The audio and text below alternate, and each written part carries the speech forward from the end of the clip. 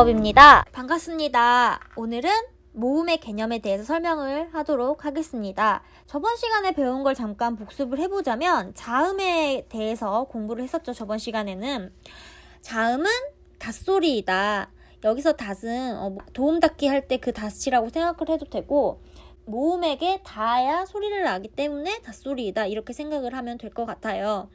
자음은 반드시 모음과 결합해야 소리 날 수 있는 소리로 19개이다. 그 다음에 자음의 체계에 대해서 우리가 중요하다고 선생님이 강조를 했는데, 이 자음의 체계는 여러분이 계속 공부하면서 자주 나오게 될 거예요. 이 자음의 체계는 좋은 방법과 좋은 위치로 분류를 할 수가 있고, 좋은 위치는 5가지: 입술소리, 잇몸소리, 센 입천장소리, 여린 입천장소리, 목청소리, 또는 한자로 양수음, 치조음, 경구개음, 영구개음, 후음으로 나뉜다.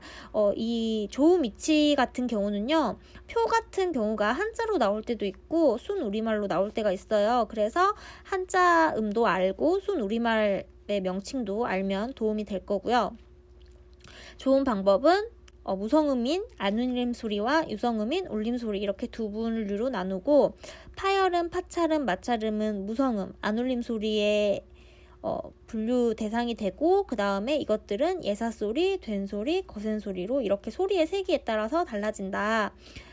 그 다음에 울림소리에는 우리가 이게 문학에서도 자주 나오는데 비음과 유음을 쓰면 굉장히 부드러운 느낌이 나요. 그래서 문학에서 운율감을 더하는 요소로 울림소리를 사용한다 라고 한 번쯤 들은 친구들이 있을 텐데, 비음과 유음이 있다, 이렇게 공부를 했었죠. 그 다음에 이 자음의 체계는 음운 변동을 계속 공부하면서 그 좋은 위치라든가 좋은 방법이 변하는 과정을 우리가 계속해서 배울 거기 때문에 지금 이해하는 것이 좋다. 저번 시간은 이렇게 정리를 했었습니다. 자, 오늘 공부할 모음은요, 좀 더 자음과는 다른 부분을 알아야 되는데, 우리말의 모음은 정말 자음도 중요하지만 모음이 없이는 음절 자체가 만들어지지 않아요. 우리말은 단 하나의 글자도 모음 없이는 이루어지지가 않습니다. 그래서 이런 거를 성절성이라고도 얘기를 하는데요. 그만큼 모음이 우리의 국어에서 아주 중요한 역할을 한다, 이렇게 염두를 해두면 될 거예요. 우리말의 모음은 단모음하고 이중모음으로 나누어져요. 단모음은 단순한 모음, 이렇게 생각을 하면 될 텐데, 왜 단순하냐? 발음하는 도중에 입모양이 고정되어 변하지 않기 때문에 단모음이라고 해요. 이 단모음은 모두 아, 에, 에, 오, 웨, 우, 위, 이 이렇게 있고요. 총 단모음은 10개가 있어요. 그 중에 약간 이중모음 틱한 단모음이 있거든요.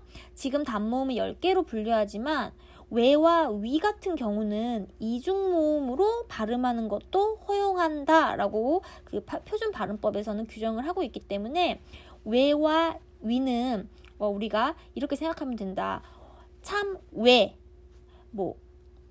위선, 이렇게 할 수 있는데, 이거를 모르고 오이, 우이로 참, 외라고 할 때 혀의 입술 모양이나 혀의 위치가 변하면서 발음을 하게 되는 거예요, 사람들이. 그래서 이런 현상이 발견이 되니까 외하고 위 같은 경우는 단모음으로 발음을 하는 경우도 있고 이중모음으로 발음을 하는 경우가 있으니까 이중모음으로 허용을 하자. 우리가 참 외 같은 경우를 발음을 하면 참 외라고 단모음으로 발음을 하지만 참 외라고 했을 때는 입모음이 살짝, 입술 모양이라던가 혀의 위치가 약간 사람마다 변화하는 경우가 많아요. 그래서 외와 위는 이중모음으로 처리한다 라고 생각하면 되겠고요. 그 다음에 단모음이 아닌 이중모음은 뭐냐면, 선생님이 방금 외와 위를 설명했던 것처럼 이중모음은 소리를 내는 도중에 입술 모양이나 혀의 위치가 변하는 모음으로, 이중모음은 2가지가 합쳐졌다는 얘기예요. 그 2가지가 뭐냐면 반모음 플러스 단모음이다, 이렇게 생각을 하면 돼요. 예를 들어 우리가 야, 예, 여, 예, 와, 왜, 요, 워, 왜, 유, 이 경우는 우리 이와 아가 플러스 된 게 바로 야예요.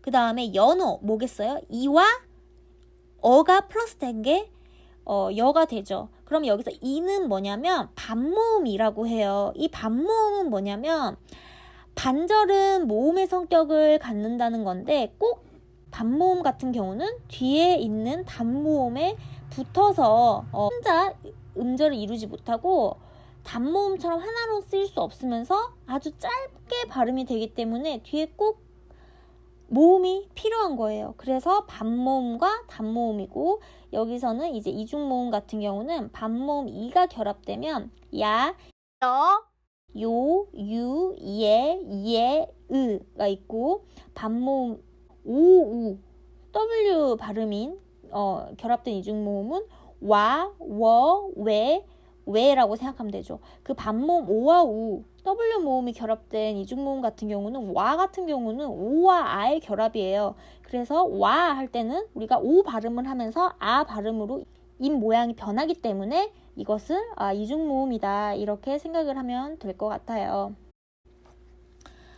자, 그 다음에 한 가지 더 얘기하자면 의 같은 경우는요. 사실 의는 학문적으로 조금 단모음으로 발음을 하자. 아니다. 이중모음으로 발음을 하자. 아니다. 이거는 이중모음도 단모음도 아닌 별개의 발음으로 구분을 하자라고 얘기를 하는데 의 같은 경우는 우리가 표준 발음법을 공부하다 보면 이로 발음되는 경우도 허용하는 경우가 있어요.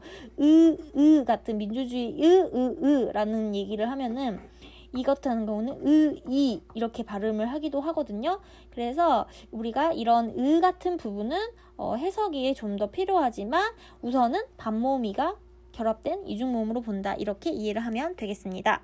자, 그래서 우리말의 모음에는 단모음과 이중모음이 있고 이중모음은 반모음 이가 결합된 이중모음, 그 다음 반모음 오와 우가 결합된 이중모음 이렇게 또 두 분류로 나누어진다라고 생각을 하면 되겠어요.